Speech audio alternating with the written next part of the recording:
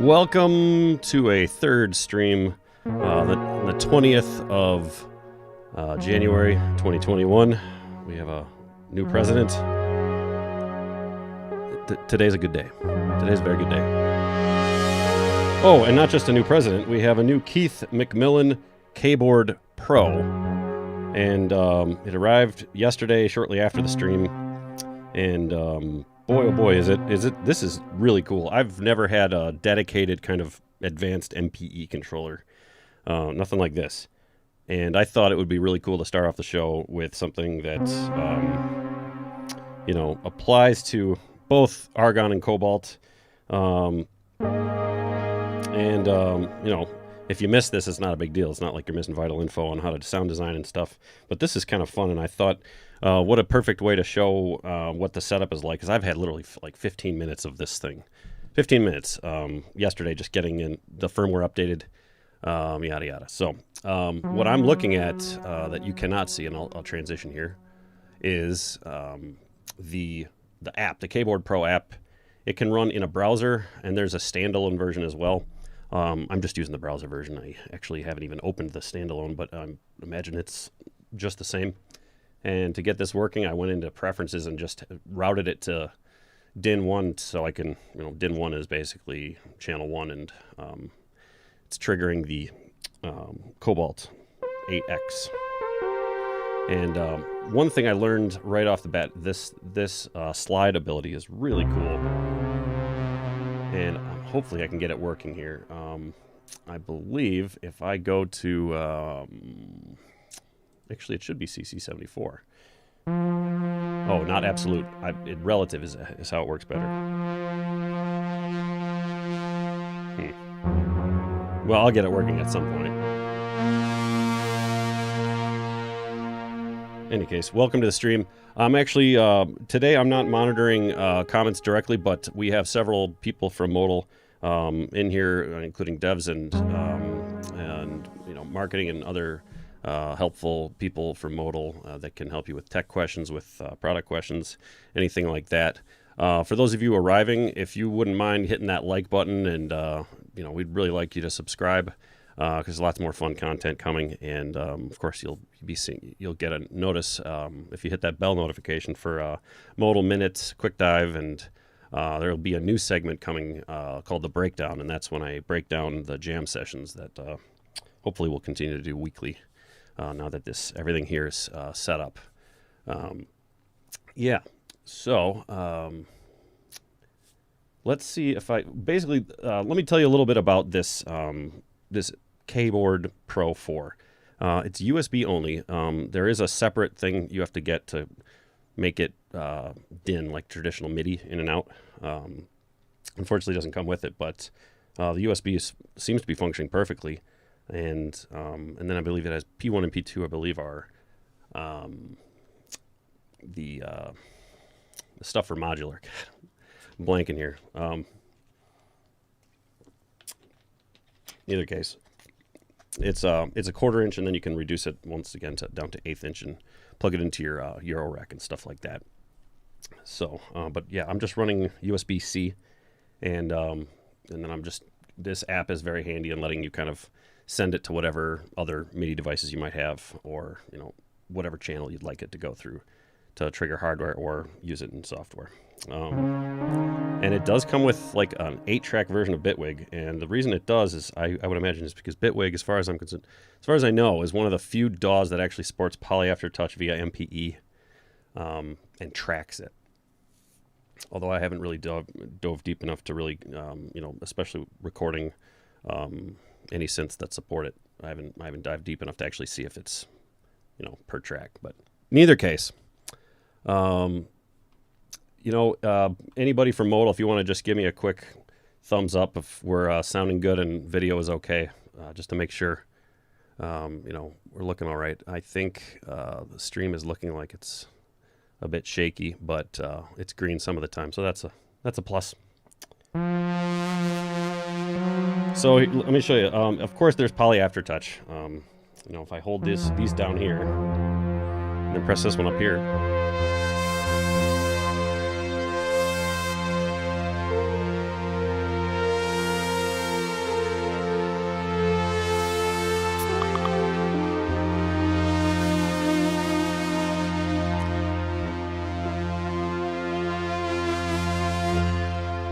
I've always wanted to have a controller that you know, you do the wiggle. You see it on the Rolly Seaboard, you see it on other ones, but you know, the Poly Aftertouch that I've traditionally used is, you know, it doesn't have the other dimensions. I won't even say where the source is from, but you know, Ensoniq old school Poly Aftertouch, that doesn't even send MPE. So, you know, MPE is kind of the more advanced stuff that doesn't just do Poly Aftertouch. But I really want to get this working because it is really cool when it does. When you can slide the filter open and closed. I might actually just have to make a new preset here. Or it might be a different CC value if I'm not mistaken. I thought it was 76 or 75. Let's try 75.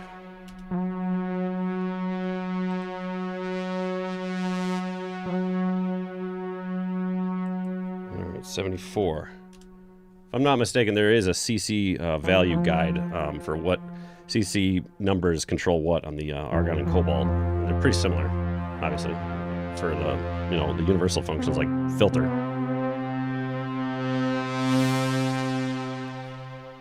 Let's try that. Oh well.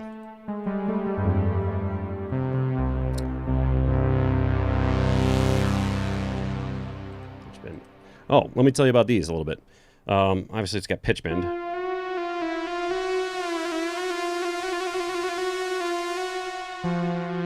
And I think that will depend on the app that we're, you know, that whatever we have set in the synth itself. And I'm curious to know though if that will make a difference. So, boom, there's the app. And of course, if you've done this before, you know that under modulation right here, this will be the range that the joystick will control. However, it looks like the Keith McMillan Keyboard Pro 4 has a mind of its own and has its own little control routine here. So I would imagine it's not using the same channels as the Cobalt is, because otherwise it would be sounding like this.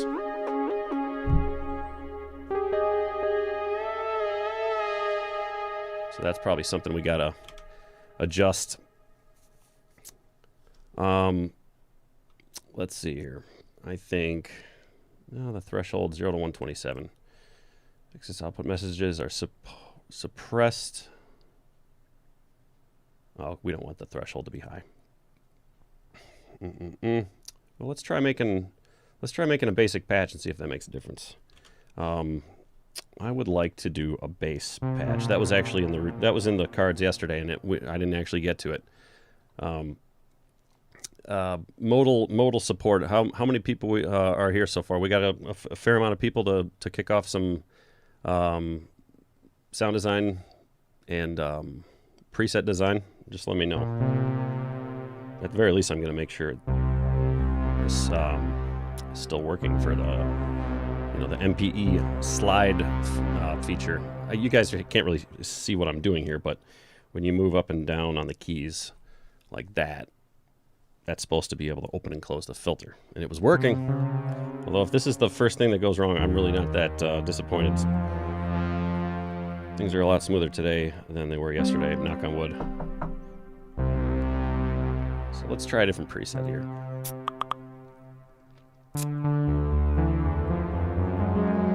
When the Cobalt project kicked off, multiple sound designers were brought in. One I'm sure is in chat, James Dyson, myself, and Camille, as well as a couple of guys in the dev team.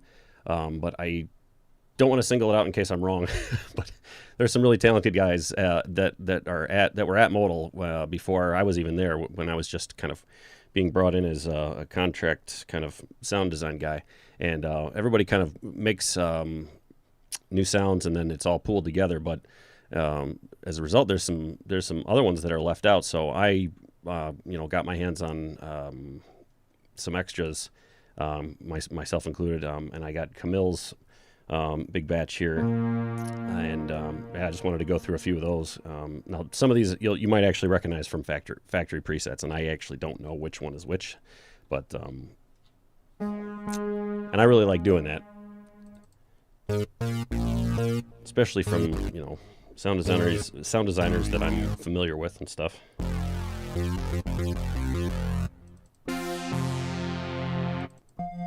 Oh, that was a chord. That's using the chord function. Really fun. As you can see when I'm... Oh, you can't see this. I'm doing this, and it works on every patch. Every single one. Well, except for maybe an arpeggiator. But even then, yeah, you can still hear the wobble.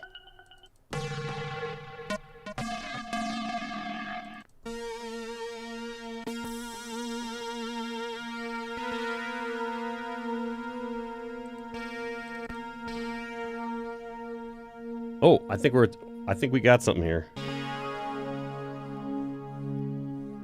Yeah, this is totally working. I gotta switch cameras. Okay, listen carefully. You know what we need to do? There we go.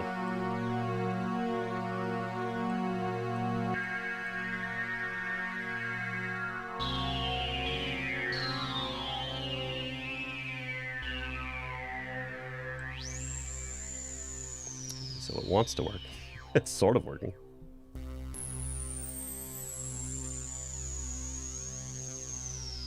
Somebody from Modal Tech Team, can you double check what the CC number is for controlling the filter? I could have sworn it was 74, but I might be mistaken.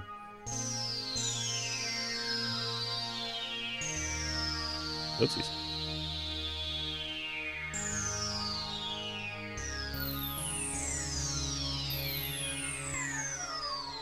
Oh yeah.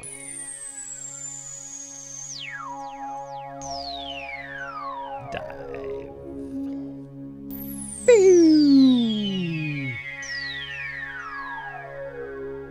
Okay, let's build something. Let's start out with... Oh, you know what? I'm going to get near another preset that's a bass, just like a better bass. Probably the best bass I've ever made. I really like this bass. Cannot stress that enough. It's... And you know what? I was listening to a British band by the... well, they used to be called Oasis. Now it's... The one that I like is Neil Gallagher, or Noel Gallagher, sorry, and his High Flying Birds. And there's a song in there, CC 34. Thank you, James Dyson, and thank you, Mike Molly. It's simultaneously giving me the info I need here. We're definitely okay. So I'll just go back and switch it to 34 in a second here. But I want to find that bass patch. We're going to build something sort of like it. But it was called Black Star Dancing. Love that song. Plus, the music video fused it in with some looked like a wacky old British variety show that I have never seen before, but I did recognize the guy that was hosting. I think he's a stand-up comedian. All you Brits, all the Modal and staff probably know what I'm talking about, hopefully, because Noel Gallagher is pretty cool artist. Plus, he had a synthesizer in there. Really neat sequence. That would be fun to recreate sometime. Maybe we'll do that tomorrow. Who sees Black Star Dancing? I want to say it's probably actually closer to the front.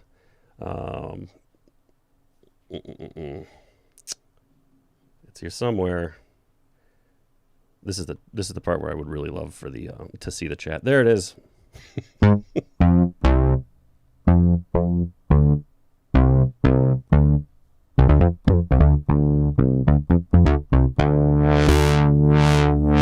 Ooh.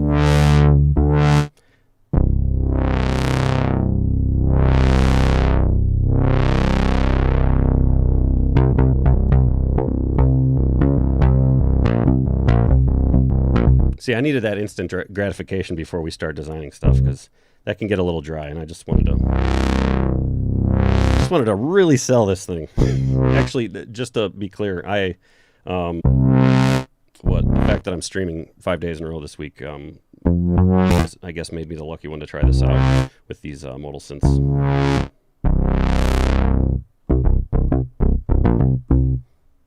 All right, well. All right, let's do a little schooling here. Why don't I go through my thought process, what goes on here, goes on up in the old noggin when I'm designing a bass. Here's one way I do it. I think of it in two parts, texture and low end or tone or presence, right? And if you've done any synthesis whatsoever, you know sine wave is a very, very good place to start if you want the low end. And you can get, I mean, I'm sure you can hear that, but let's just boost it up a little bit. Anybody who's running through monitors and has people sleeping in your house, brace yourself. And I think you can go down an octave if I touch this. Oh, and you're not even seeing what I'm doing in the app yet, so good thing I checked. Let's switch over. There we go. Oh yeah, that's low. So it doesn't have to be that low, but I like to work it that way because it gives you opportunities to make interesting textures, not just a saw, and not just a filter dip or a filter pluck. You can get you can get a lot of stuff going on. I also like to have subtle rhythms going on when I'm doing bass lines, because if you hold down a bass line and you have some stuff going on with LFOs and you let go and then trigger it again and you have a little bit of release, you can get some really neat polyrhythms going. And with the 3 LFOs on this app, I mean, yeah, some really neat stuff starts to happen. And depending on the kind of texture you're choosing to use, it can also double as a lead or just, something to have kind of sequenced going in the background, not an actual sequence. And by the way, we are going to go through that. I'm going to we'll start the sequence at 45 after. So it's 20 after right now. We'll try to get predictable time slots here in case you got to go do something. But yeah, yesterday I did not give the sequencer any justice whatsoever. It was too many technical difficulties through these.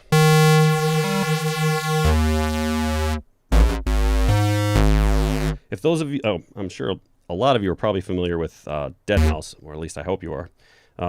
Incredible electronic musician, and pretty much kind of defined in his own sound pretty quickly, and it made a lot of DJs and upstart, aspiring producers quite jealous at the time, because not everybody likes, the eighth note stabs and the plucks. But I loved it, and it was actually right around the same time I was starting that he was blowing up.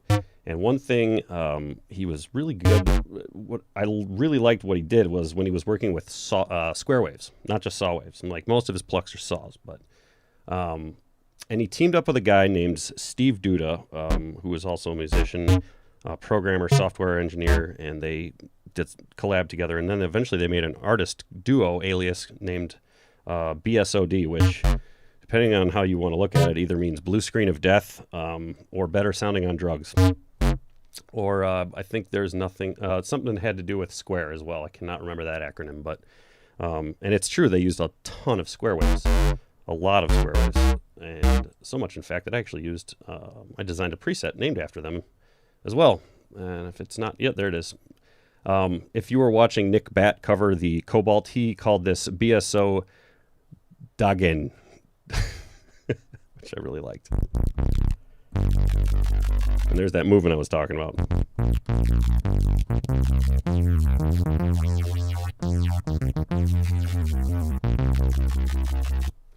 But maybe we want some more bite. We want some more presence. So let's go back in.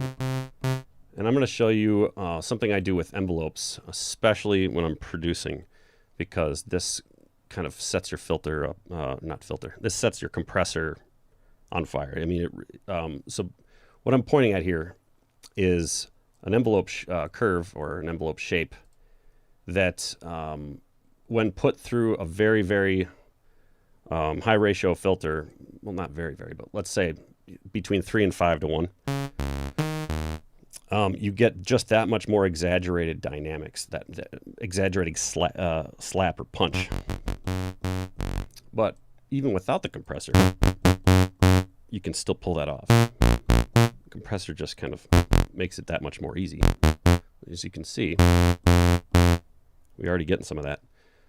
A good way to kind of get it tuned to be a nice balance, you don't want it to be too slow and it'll sound sloppy, and you don't want it to be too sharp or it'll just sound like a tick. So turn the sustain way down. And there you go. You'll be able to kind of fine tune it. There, that sounds pretty good to me. Actually, we could probably pull the attack back. a little bit of slap on that. That's almost impossible to differentiate, but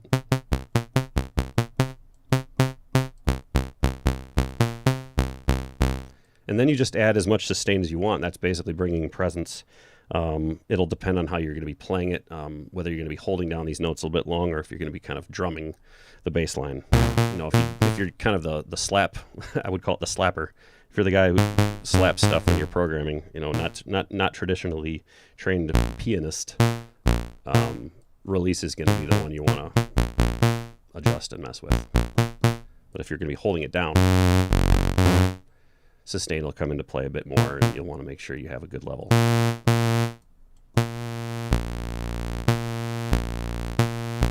Okay.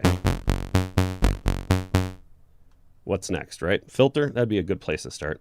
However, if we do this, we set up our filter the way we like it, we're going to have to move this right back up anyways when we pick, you know, if we're trying to find a creative new texture. And that's exactly what I'm going to do.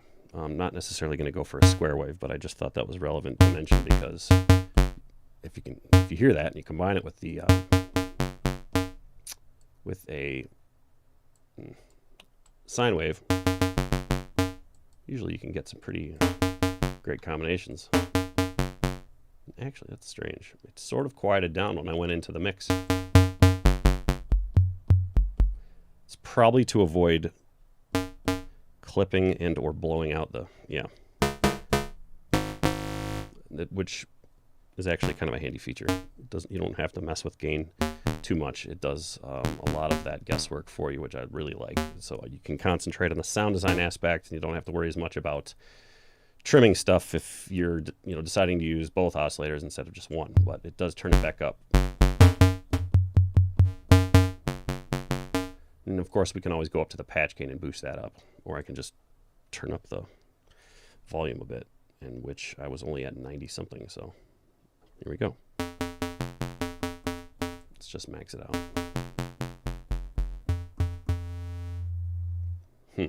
Let's just focus on oscillator 1, shall we?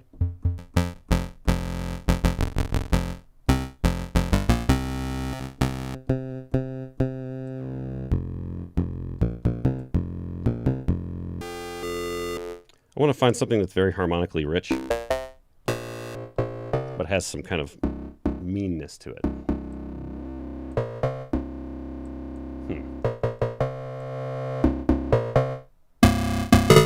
Wow.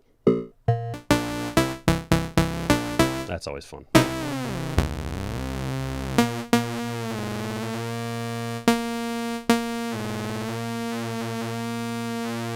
I don't know if those of you who were here yesterday, you probably remember me mentioning, but when you hear that detune, or that slight detune of the octave on the readout on your actual hardware, and I'll switch it real quick just to show you once again. Oh, dang, you can't see it. Maybe we can zoom out. Other way. Okay, you should be able to see it from there, and there's much less flicker today.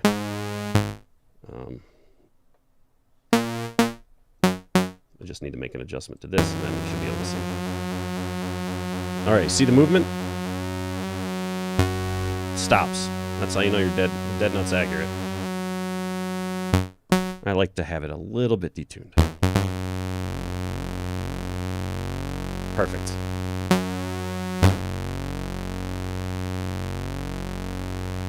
Yep, there's still movement. All right, let's move it back to the app.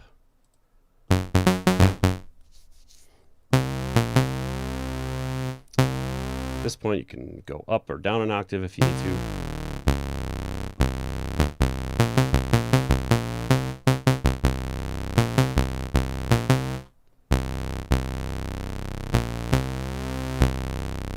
Not a huge difference between the B1 at 0 and B1 at max.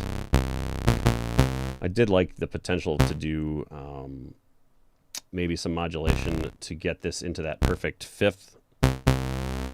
That could be done with an LFO, could be done with an envelope. I'm thinking maybe a mod envelope might be a cool way to get that going, get some, kind of make it sort of like you're playing a chorded bass, or like a bass chord. And fifths are always a safe bet. They go with a lot more than fourths and thirds. So Oh, that's oscillator 2. Oscillator 1 is what we want.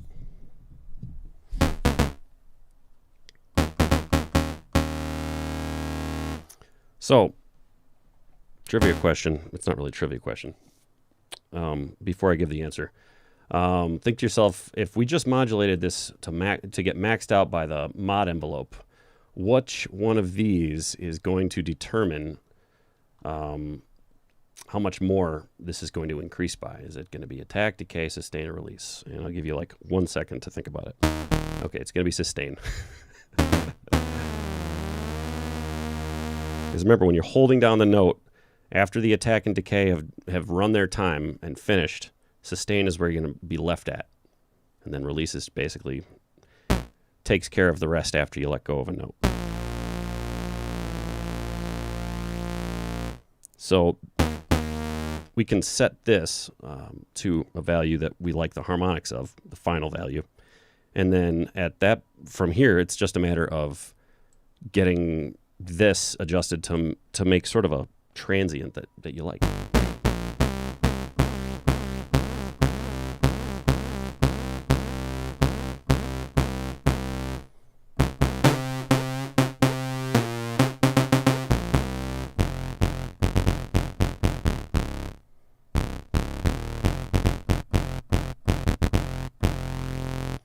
Okay, this could be something that's played by BSOD. Right? I feel like I should turn my headphones up.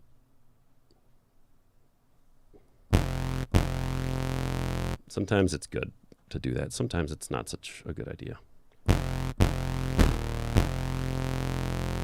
When I'm working with the synth alone, I tend to turn my headphones quite a bit up, so as not to, clip in the, on your line input. Just be careful if you go back and start listening to YouTube or launch your DAW. You're in for a surprise, very loud surprise. So, yeah, I think we could do. Why don't we do something like sidechain? Let's do some makeshift sidechaining, and let's have it come in like, I don't know, like a quarter note into it. So it wouldn't immediately start. So we'll challenge ourselves here. It wouldn't immediately start. It would be like like that. So that would require 2 LFOs. One LFO to delay it, and the other one to be doing the sidechaining. So so let's make this well, there's 2 ways of doing it, I suppose. This way is going to sound a lot more, just not as smooth. I think it actually does work a little better if you use a saw wave or an inverse saw wave.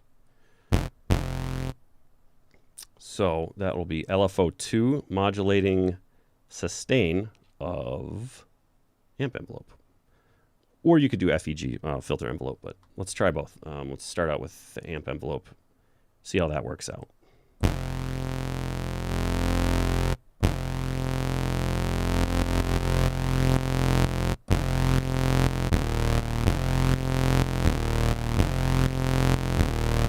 Okay, so if I'm doing offbeats, any offbeat or any polyrhythm other than just downbeats, quarter notes, we're going to run into an issue where it reverses the sidechain. It's no longer pumping to the kick drum, and that's the idea that you'd want. That's the preferable or kind of the ear-pleasing pumping sound that you get in dance music.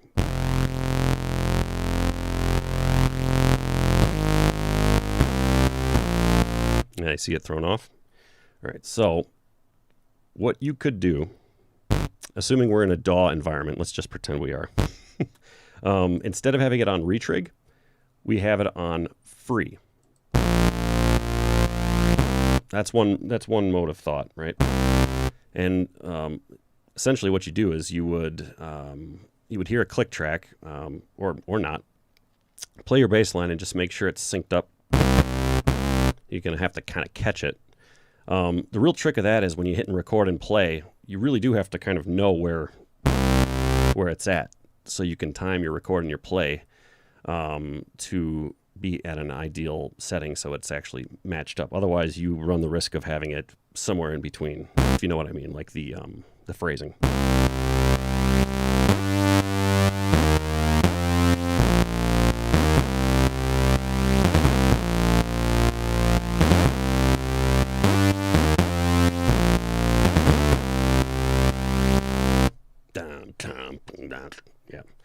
Oh, don't worry, we're going to get some cool stuff going here.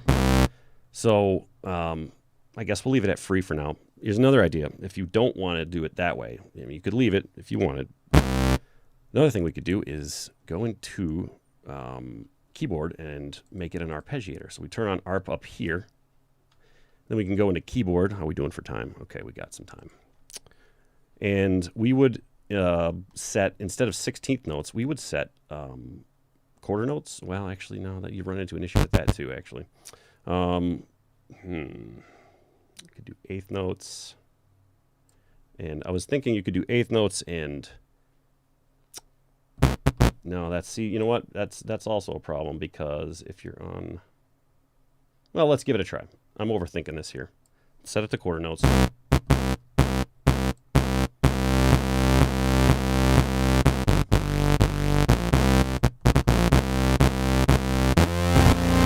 Okay, so...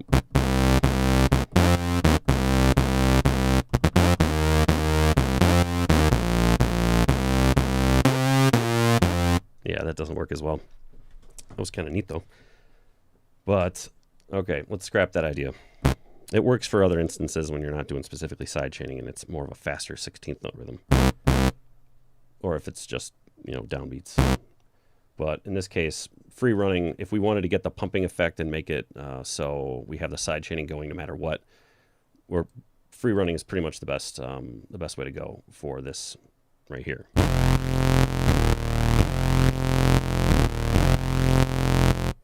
Although I believe it is possible, and this might be a cool feature request, personally, to the Modal devs, and who, by the way, work their freaking butts off.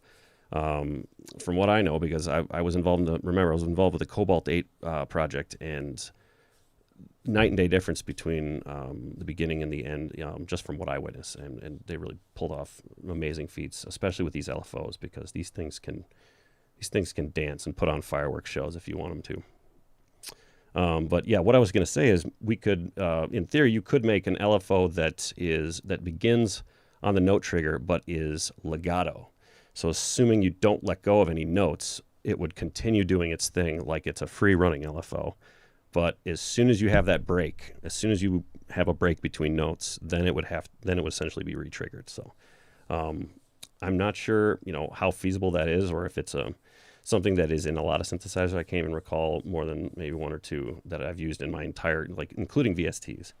But it is a neat thing a neat idea, and especially works for that stuff if you want. But then again, if you're wanting to do sidechain, 9 times out of 10, I'm just going to go to LFO tool, use the plugin.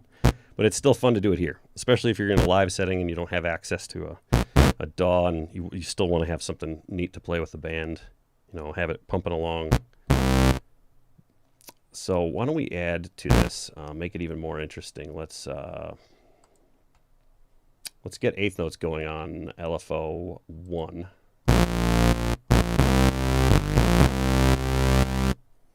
And why don't we have that going on oscillator 2, and we'll also do that on the mix. So we can bring this down to 1/8.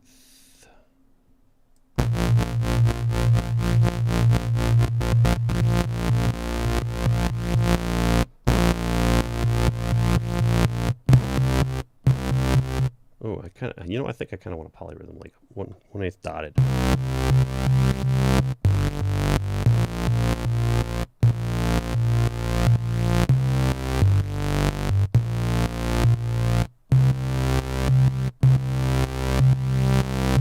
Oh, right, this is free running. Let's go back to retrig for the sake of cleanliness and uniformity for now.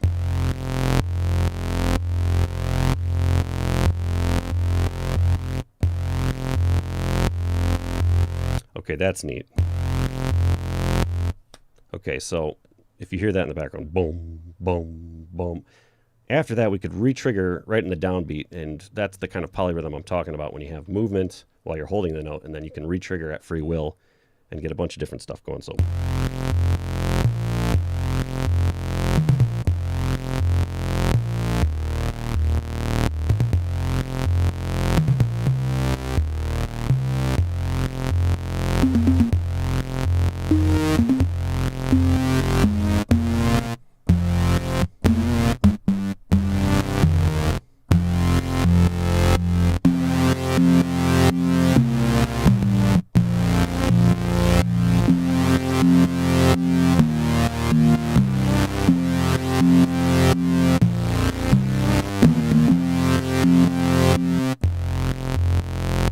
That's great so far. But we got another LFO we can use, and so, you know, by rule of my law, we need to use it. Do not leave an LFO unused. Use it for something if you got an empty spot. You know, adopt an LFO. Have a heart. Okay, so we want to, well, we got to decide what it's going to do first. Why don't we have it working with the filter? We haven't even worked with the filter yet, so let's have it do, let's have it mess with oscillator 2B, which is going to change.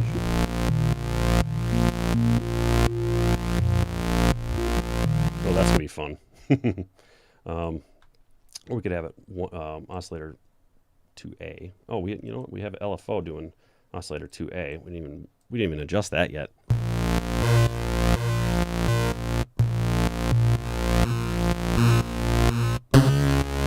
Nah.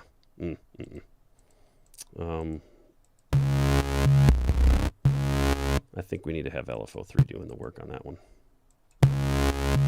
And I want to make this 16th notes.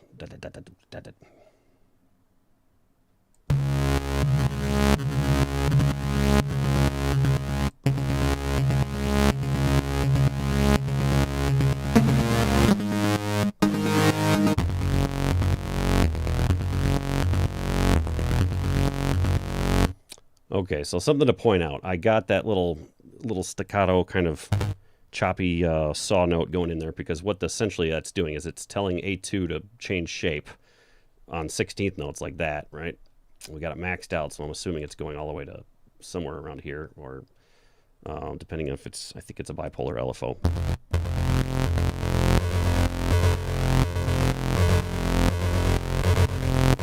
Yeah, okay, it is a bipolar, so that means we'd have to have this somewhere at halfway for it to be maxed out, in theory. Correct me if I'm wrong, Debs. So if this is at max and this is halfway, that means that amount should be traveling that amount. So, but halfway is a saw wave, and that's hence why we were hearing what sounded like a saw. So with this at 0 in sine, it's transforming into saw waves on 16th notes on the downbeat.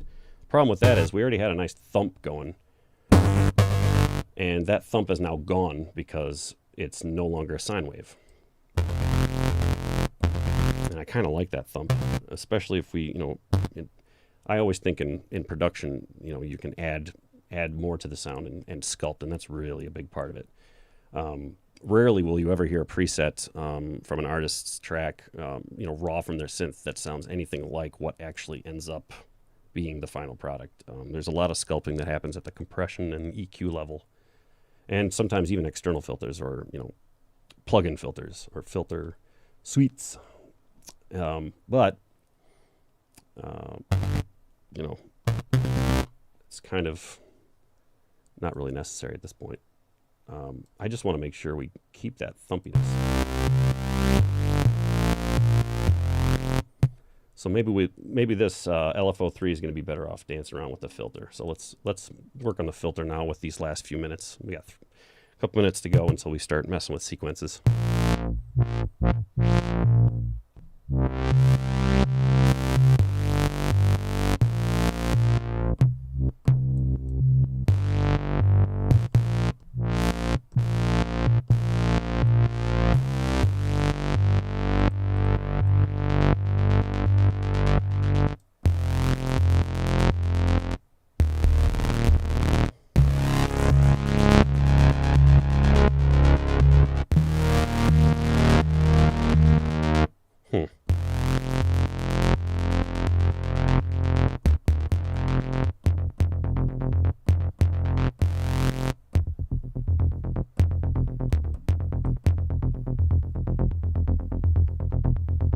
We're losing a little bit of that pumping sound.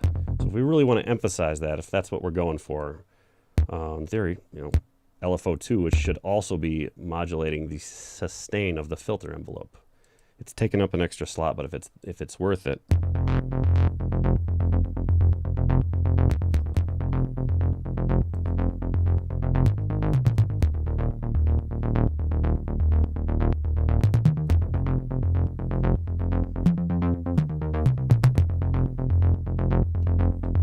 course, this is a no-brainer right here.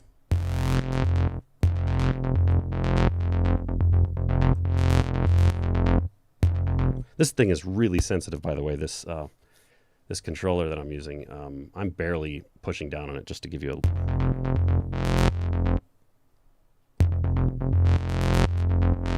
So, fortunately, you can adjust it very, very, very drastically to not be so sensitive. And in this example, I would actually probably want to do that.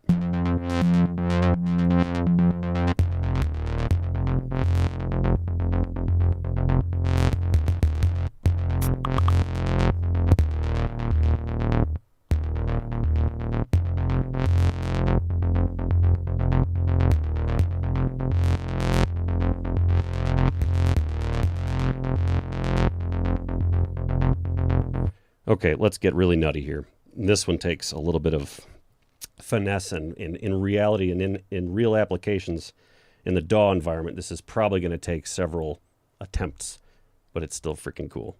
And it still beats having to go in and draw in automation manually, because that sucks.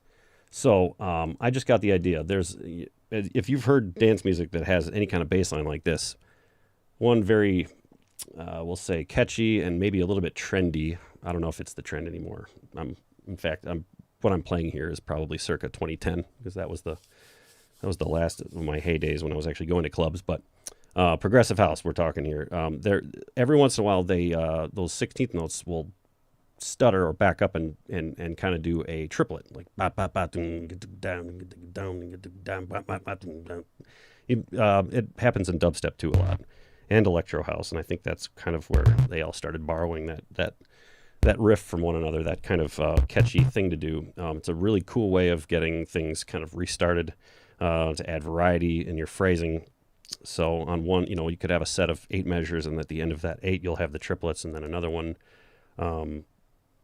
you might have 30-second notes or something. But what I wanted to do here, before we get into the sequence portion, I know we're running over just a little bit, is I wanted to assign this XY thingamadoodad, this joystick, and we'll have it adjust the LFO timing. Pretty simple, right? So that would be LFO2 rate, and we'd slow it down a little. And then after this, it's a matter of just adjusting it. Actually, I don't know. It's LFO3 rate. My apologies. Oops. LFO3 rate.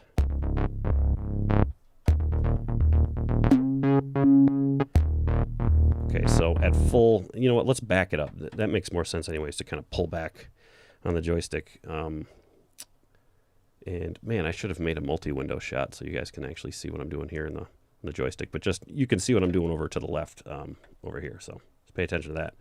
But I think it makes more sense if we're slowing down a filter to back it up. And especially me as a sound designer, I have to think what makes more sense to the user. So maybe this one would speed it up, and this one would slow it down. And look at that, we got 2 slots, one for slowing, one for fasting. One for increasing speed, one for slowing it. So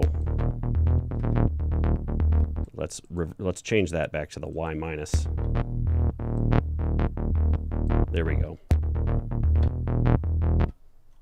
I think that was it.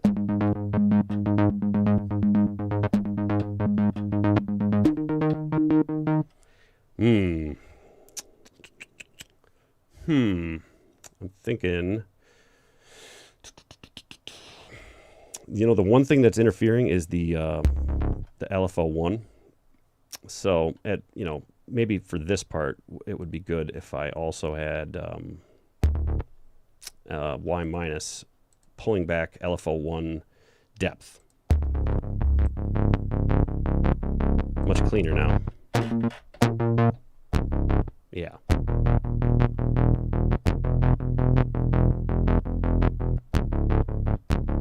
Oh, I think it needs to go a little bit quicker.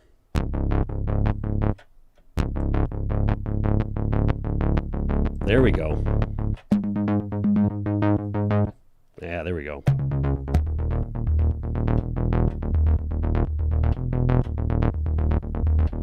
Yeah. Like I said, naturally when the joystick is in transit, it's changing time. So if you keep doing that and you keep holding a note, eventually you're going to start you're going to start galloping and get way off the beat. So the ideal thing, if you're modulating this in a DAW environment, you would have this thing constantly re-triggering to kind of make sure everything is nice and neat and getting set up properly. So right after that, it would be another downbeat, but you get the idea. And then let's make something weird and crazy happen with Y+.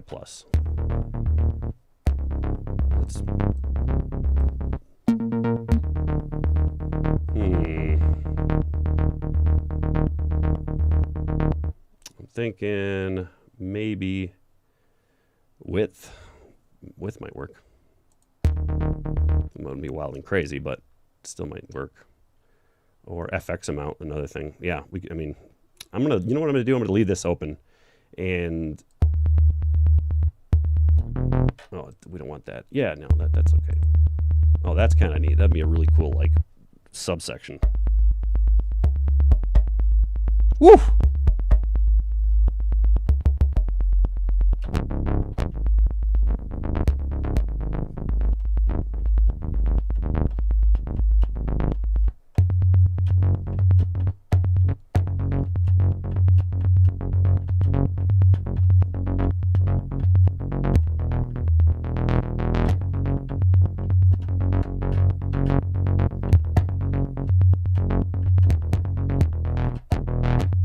Okay, cool. Let's hit save, and definitely not save over BSOD, but this is definitely fitting. And I'm just, you know what, I got a backup of all this anyway, so it doesn't matter. I have all these completely filled, so I'm going to just title this BSOD.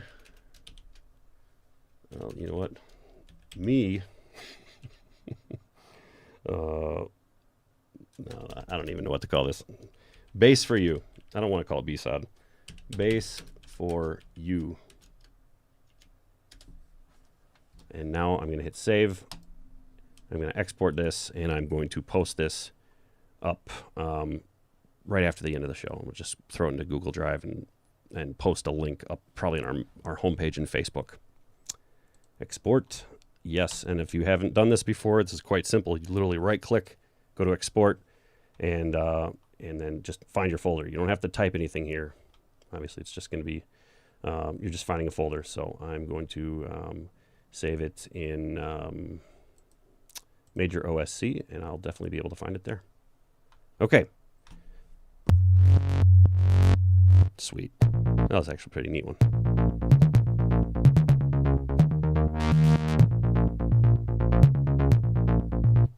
So we're going to make a sequence now from scratch, and something I've never done, believe it or not, especially in the design phase of this Cobalt. While we were designing presets leading up to the Cobalt launch, I didn't actually design that many sequences. I was much too busy playing with these 3 LFOs and stroking my ego, saying I can make sequences just from the LFOs.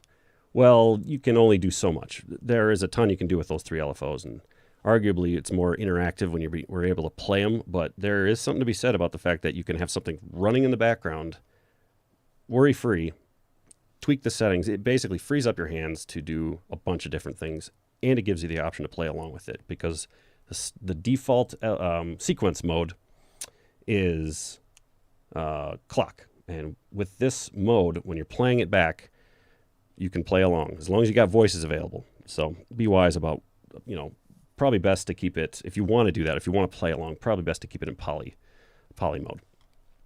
So there's 2 ways of recording, and I've covered this in a Modal Minute. And I think there will be more Modal Minutes covering all the different ways of doing this. So, if you forget what you learn here, you can always just go check out the Modal Minutes. It'll be like sequencer part 1, 2, 3, and 4.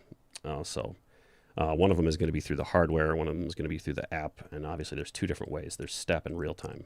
Real time is recording just like you're playing to a click track in Ableton. And then step is the one I like because I'm not that good at playing live. That's the one we'll do today. And we're going to be using the app since it looks nicer. And you can see what I'm doing. You can see the notes going in. But one thing what I was getting at earlier is one thing I never did. I might have done 1 or 2 sequences, but I never used all 4 lanes of automation or animation, as it's called here. And before I show you that, I just want to let you know you don't actually have to draw them in. In fact, I find that to be a little bit tedious. Me being, I want instant gratification. So, really cool thing I'm about to show you is after you design, if you record real time. Or even if you're not recording real time, if you're just adding notes real time, you can actually, once that's done and it's looping, you can actually just add notes on top of that and start tweaking parameters, and it'll still be in record mode. Yeah, so that's a really neat thing to do, and I think that's how we're going to record some of this automation. Let's get ourselves set up for something that's going to sound crazy when we tweak the A and B. So I'm going to hit init once again. Actually, you know what I'm going to do? I'm going to go I'm going to patch dive because I don't have time to build something that quickly.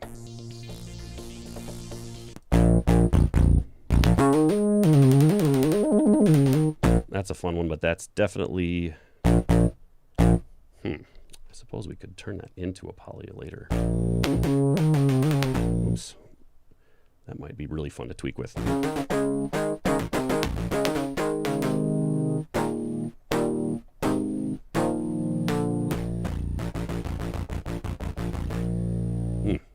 A little bit bit crush, huh?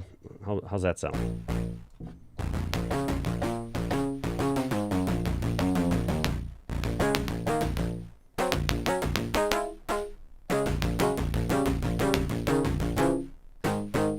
Got to get those creative juices flowing here. I'm not sure. That sounds a little bit fuzzy. Whew, that's loud.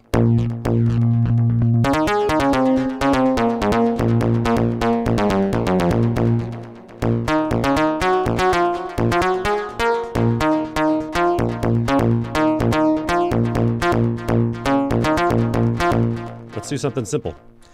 Okay, I'm going to show you a little cheater way of doing something in the sequencer. Instead of drawing notes in and adding rests or having to do the tedious rest trick where you're kind of manually typing them in, have your left hand, assuming you're using your left hand, have your left hand just doing 16th notes. And then go back in and delete the ones you don't want to use.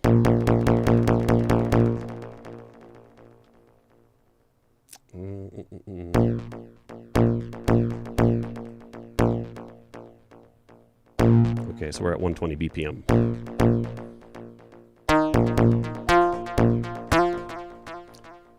Now we have to ask ourselves, are we going to go 8th notes or 16th notes?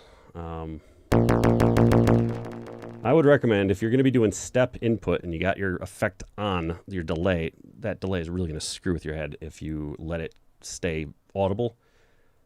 So your options are slowing down the tempo,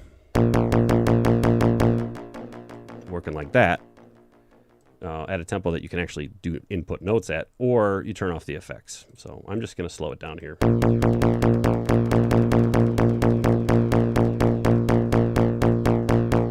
Okay, perfect. Okay, then I'm going up here. I'm going to be hitting record, and as soon as I hit record, the notes I play are going to start going in. So we're probably going to have to do a couple of them because I'm pretty awful in the B flat scale. In fact, let's go to C or F. I can deal with F.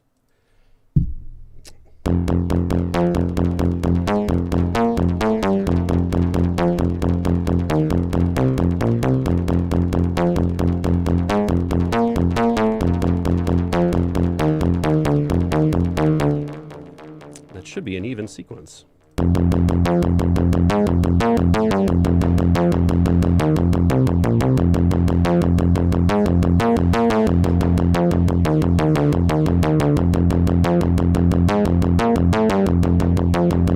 So now while it's playing, I'm assuming you guys can hear me. Let me know if the volumes are too over the top here. Turn this down a little bit.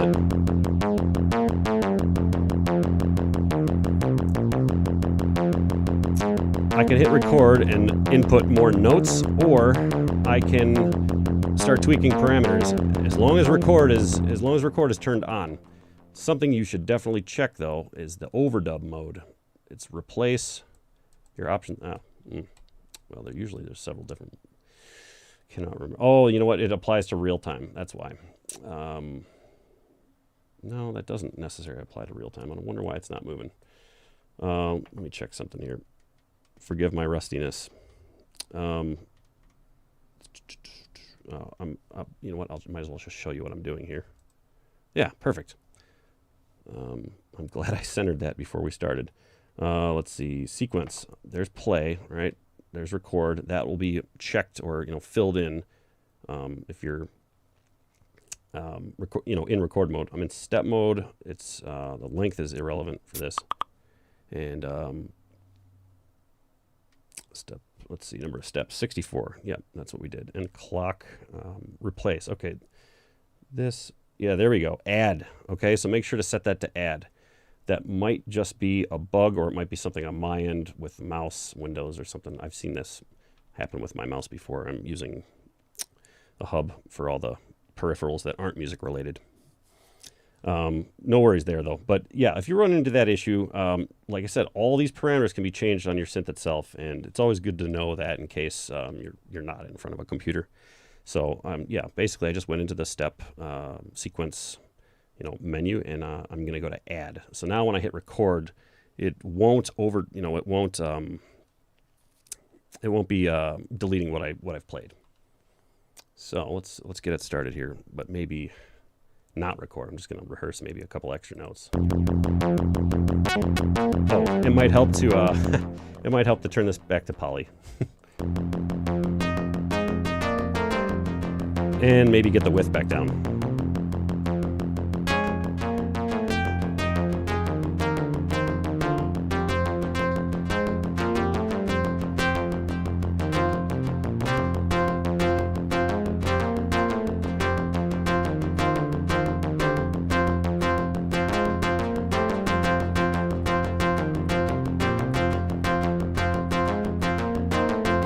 Oh yeah, I like that. Let's do that.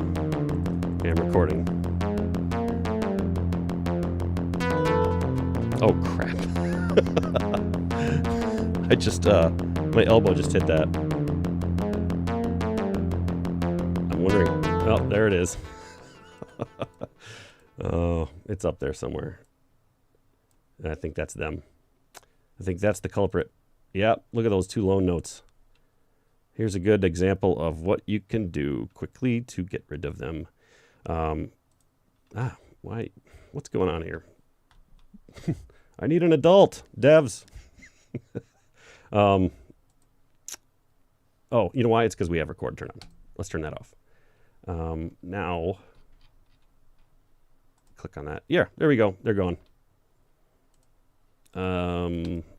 Let's try that again, shall we? And we got that. Okay, we're looking okay. Record. And this time my elbow or arm is not going to bump the Keyboard Pro. Okay,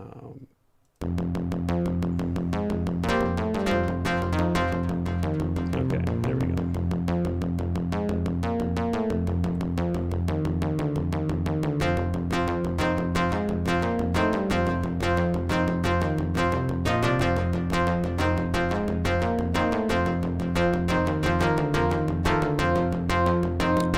Splendid.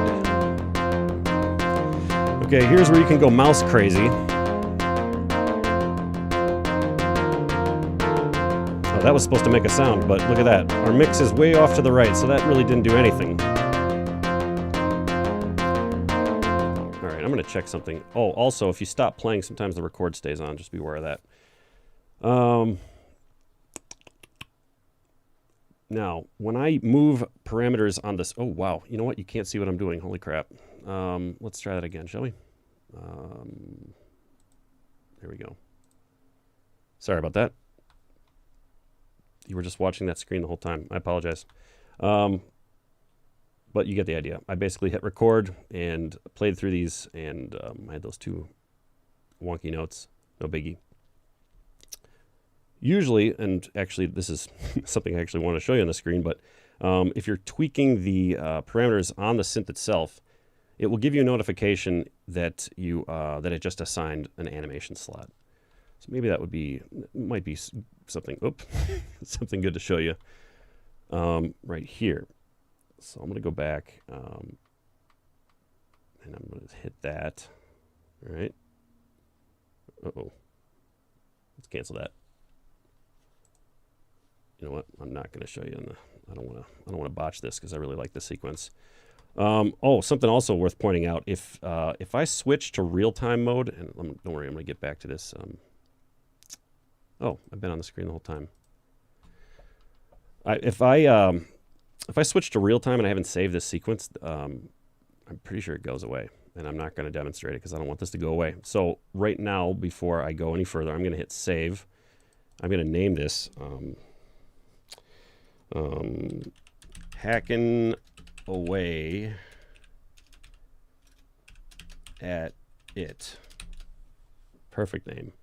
And we're going to save it right over number 12 because I didn't know what that was there, but oh well. So now it's here, no matter what, right?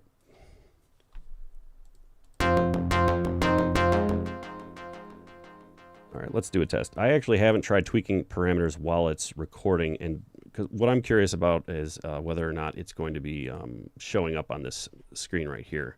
Because when I do it with the parameters, when I was doing it live without the app, that's typically what it would show. It would give you a notification that happened. So let's do a test here. I'm going to hit play, record, and I'm going to move the filter. Now, there it is.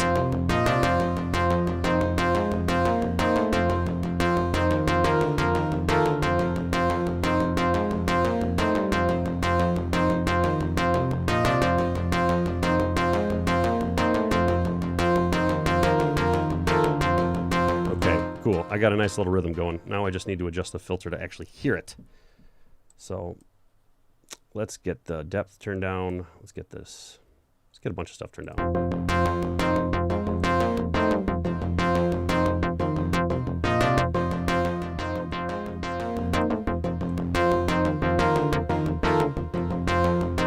So what you're hearing is automation that I just programmed in with a mouse. So let me get back to the app here.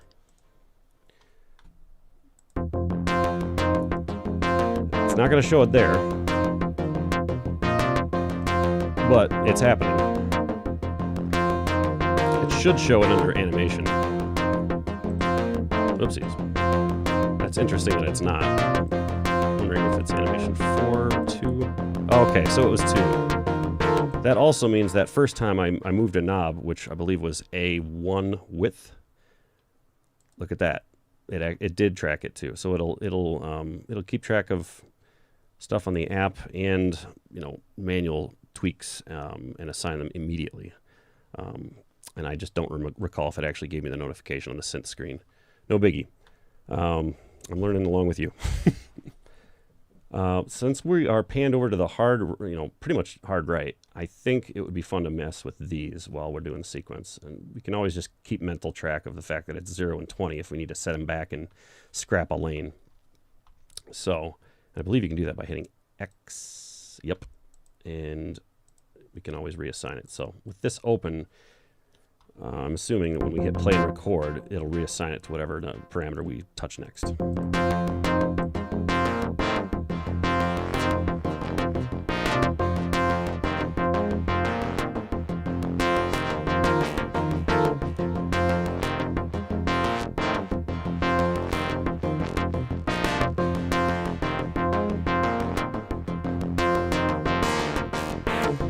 Perfect. All right. Let's go. Let's see. What does this do? I can't remember. I'll play it.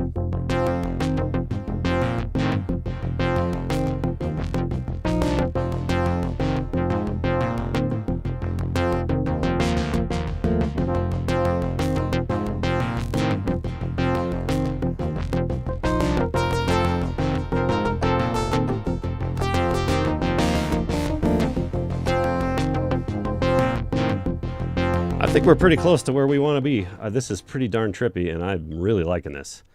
And this is like screaming for the MPE controller. If only I had this set up a little bit more expressively to my taste, because I'm kind of a hack at this with this thing in default mode. I'm gonna fault it for not maybe not have gone through a lot of play testing, but otherwise, God, this thing is gonna be fun to play with. So let's give that a try. First, I'm gonna put aftertouch cutoff assignment pretty much maxed out, because if I'm playing, you know, there's voices left over. So I am definitely going to be playing up top along with this. And I need that filter to be open because it's otherwise a little bit muffled and subdued. So let's see how it sounds with this assigned.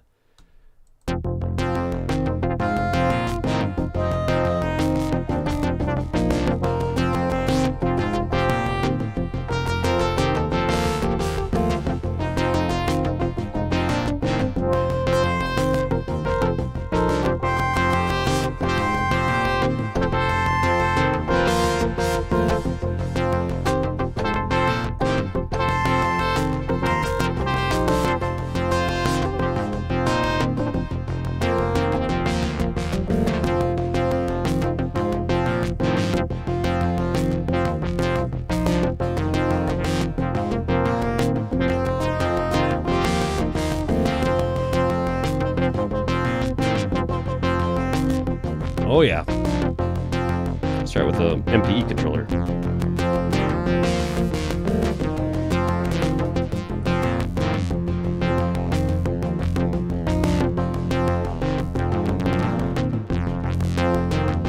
Oh yeah, this works. Hold on, let me get a different shot here.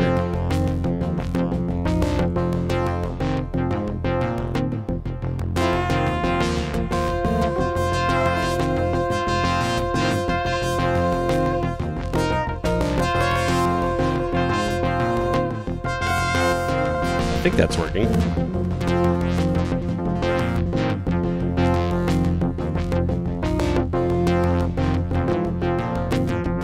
know Aftertouch is working.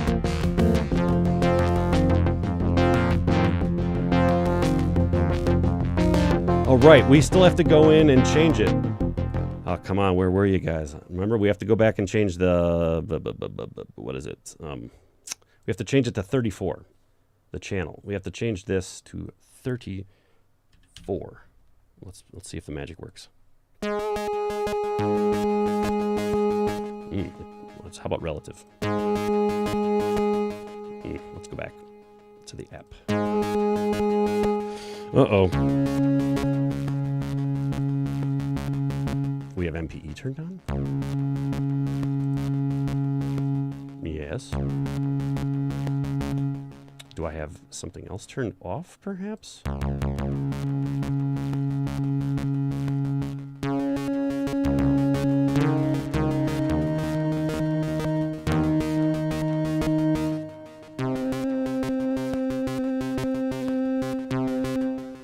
It was 34, right?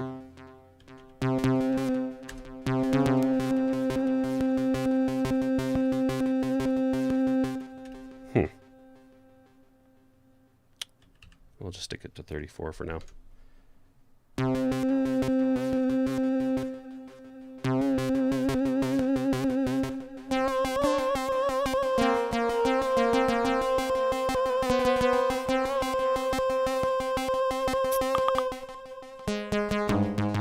Oh, we got t-shirt giveaway winners. Okay. Attention.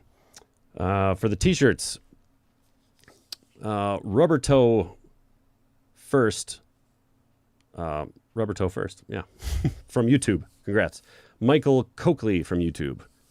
Bobby Fett. The sweaters, Tom G from YouTube, and Dario JL from YouTube. Hope you guys are in a cold climate because those sweaters are sweet. Craft Synth 2.0 winner is Mario C. I'm assuming it's C. Or Sizzy, yeah, C. And I see two more winners down below. Ruben Hulzichbach, Ruben H, and Gert Boers. Congrats, guys. Be sure to send an email with the, what's confection size? I'm guessing that means just your size, preferred size, and be sure to send your address as well to marketing@modalectronics.com. Yeah, congrats, guys. And how are we doing for time here? We're at 1:13. We got 45 minutes. I need to mention this before any time goes further. MPE mode is so advanced and requires a lot that currently when you cannot polychain and go MPE mode at the same time. Not the biggest deal, but for those of you, who I've convinced to go off and buy a duplicate of whatever synth you own to do polychaining yesterday, because I know that was a big. I probably mentioned that 4 or 5 times. Just something to keep in mind. So, not a big deal though. For the expressiveness, it allows. I'm really not worried about voice count at this point in time. But I am just a wee bit ticked that this thing is not behaving like it should with the app. I'm sorry, not the app, but the control panel.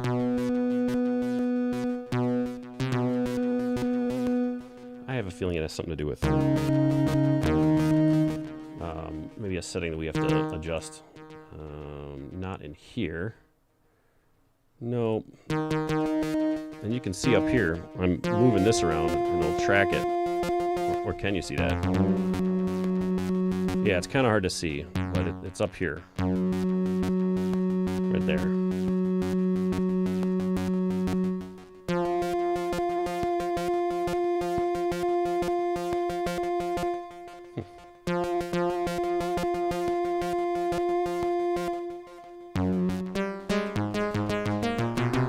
Okay, Johnny on the spot, James Dyson or Christian or somebody in chat who's got quick access to a manual. Find, and this will be fun, a request. You can request a CC number. We're going to see if that CC number assigns. So something that is blatantly obvious to assign, to affect the sound. So maybe pitch or mix. What CC controls mix? That might be a good one. Because that I really want to get this little slide thing going.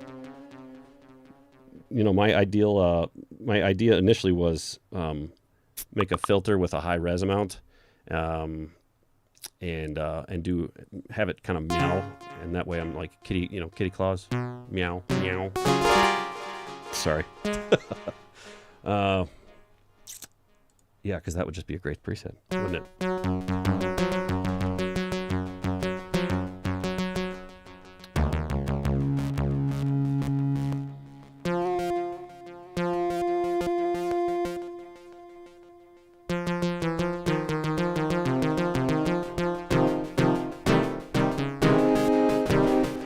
Oh, I got some, this is listening time, or what do you call it? Kind of showcase time. So there's kind of a special project that I want to share that we were working on. Now this especially was important for us to differentiate cobalt and argon. And if there was one person who wanted to do it, you're looking at him, because I think there's a huge difference between the two, and I was like, okay, well, hearing is believing. You can tell them all the technical stuff and tell them it's wavetable versus analog, or virtual analog, but really hearing is the big difference maker. So what I did is I did kind of a showdown, like old school DJ battle, so to speak. So eventually you're going to see a much more elaborate video of this, and we have a brilliant video producer, Sam, who's at Modal, who is going to be whipping up some visual wizardry, and we may or may not have live video. We're not sure, but at the very least, it's going to be 2 synthesizers visually kind of going at it, and with a lot of sound and stuff. So without giving too much more away about it, I just wanted to play you the audio of it, and I'm assuming I'm going to be able to find it quickly, and I think it's in Dropbox. Double check here. Yep, there it is. I think that's the right one. And I'm going to have to monitor audio output here. Okay. I think you'll be able to hear this. Oh, just an FYI, it's A and B. It's kind of like call and response. So you could probably take a guess of that first one, because I will be playing to their strengths. So, when you think of digital wavetable and you think of virtual analog, you're gonna have an idea of that in your head. Well, that this is like emphasized and multiplied. So, yeah. But yeah, think to yourself, it doesn't go back and forth evenly. Sometimes it's both of them. Other times it's mostly featuring one. So, but it's really, you can tell these things, argon and cobalt really complement each other, and that's what this thing is all about. It's about a what is it? 6-minute piece, and yeah, it's like 3 different sections. So enjoy.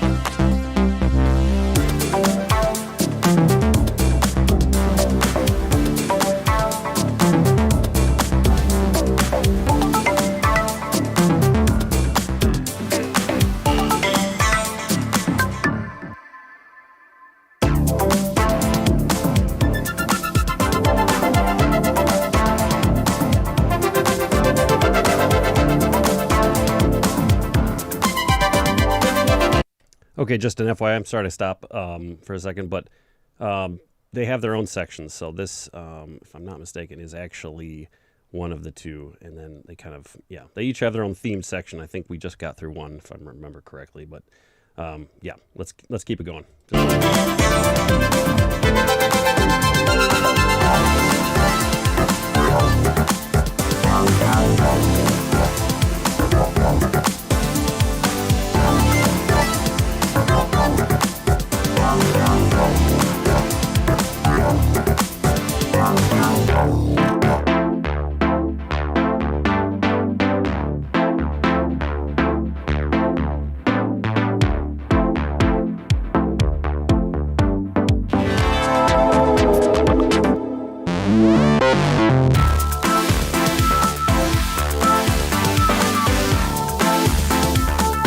That's a factory preset for sure.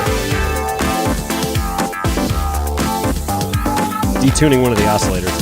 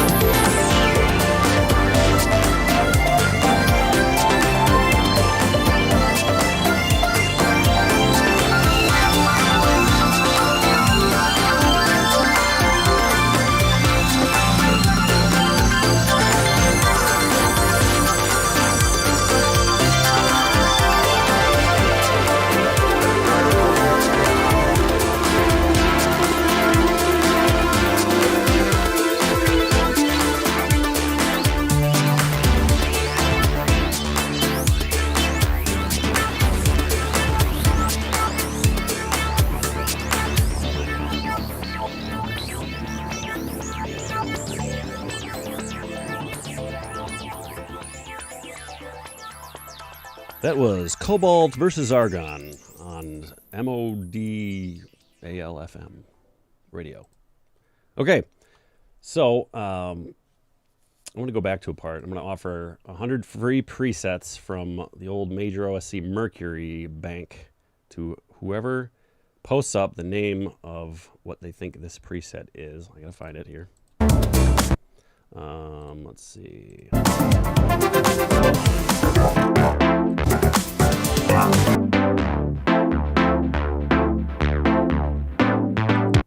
Okay, right after these 4 kicks, or 8 kicks. Right now. First person to guess. This would be for Cobalt owners, and if nobody gets it, don't worry.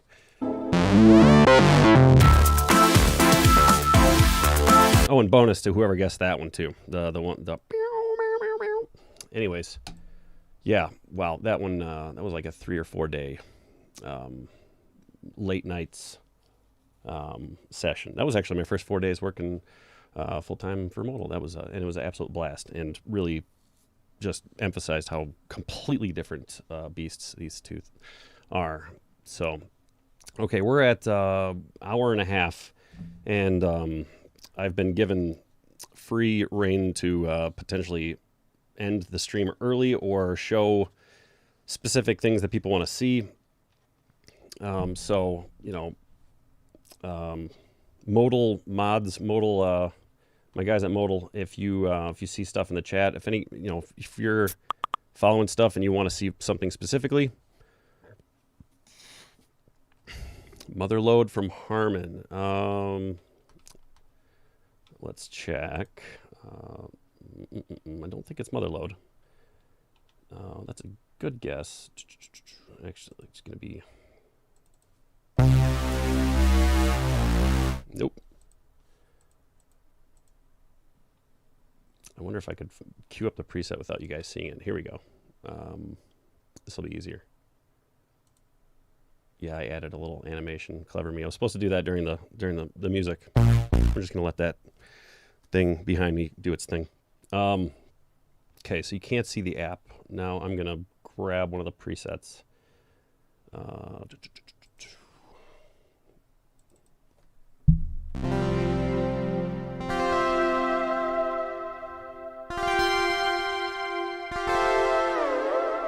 Oh, I need to make the pitch a little bit less drastic, just one. Oh, wow. I had it way up there.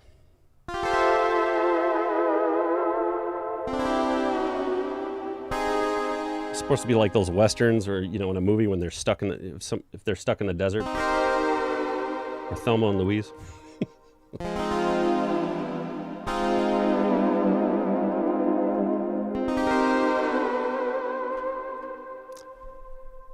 Anyways, let's see. Maybe I got something else to show you guys. Christian, have we gone through the the program? I'm blanked after that. Hearing my tune after it's been a while since I heard that one, so my mind's a little bit fried right now.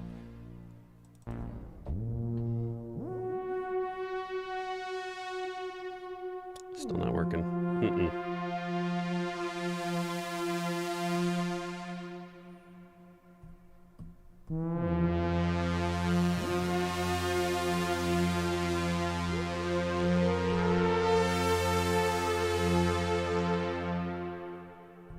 If you have not seen Blade Runner 2049,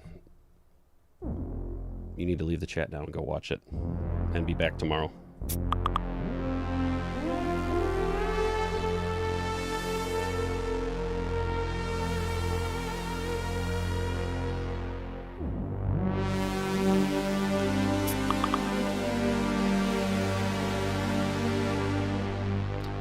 Okay, I think we're gonna call it here, and yeah, we'll have more for you tomorrow. More cool stuff.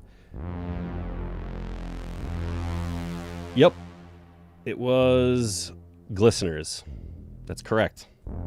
Winner, ding ding. Christian, was that you that guessed it? Oh, Dave Hatton, congrats, man. Send marketing at Modal Electronics an email. Let us know that you won, and Mercury will be on its way.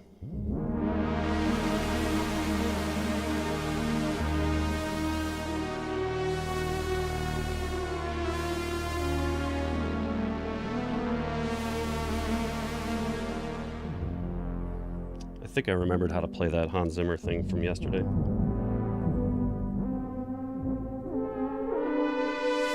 Yep.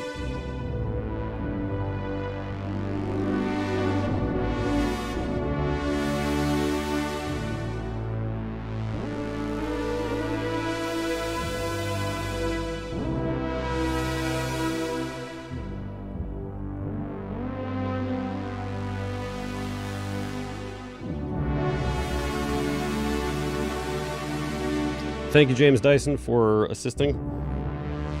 He's our #1 fan. Also, thank you to all the Modal staff, developers, marketing, support. You guys are really, really helpful. Today was the first day we tried without me being able to see live comments. And boy, oh boy, did it make a difference. I was able to actually keep my thoughts together for the most part. So I guess that's the trick to it. And less went wrong.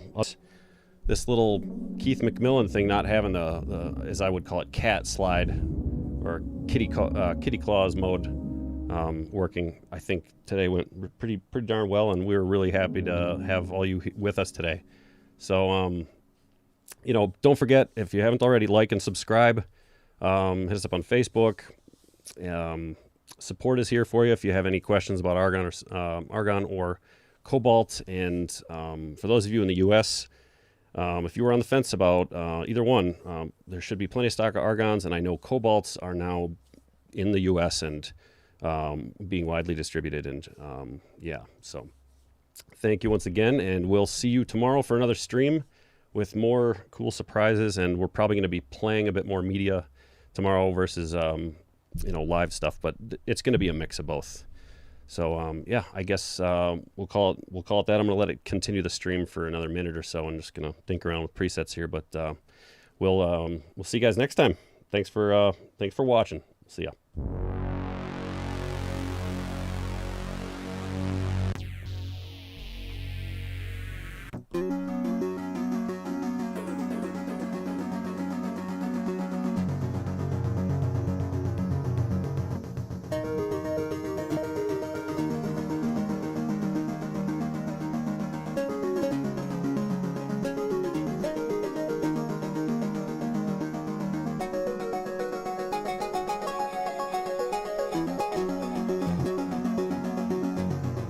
Oh, fun story. Anybody who's left over and still watching.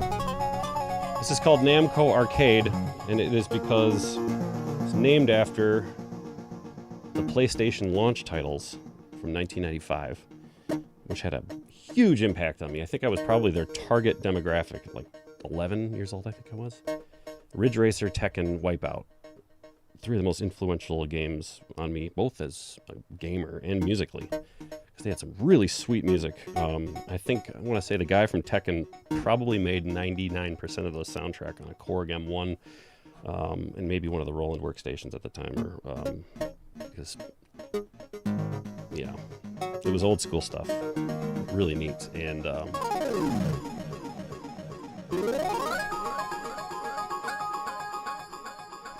yeah, when I made this, I just instantly started thinking of the one of the tunes for Ridge Racer, it's kind of it's got a lot of Namco nostalgia kind of sprinkled in.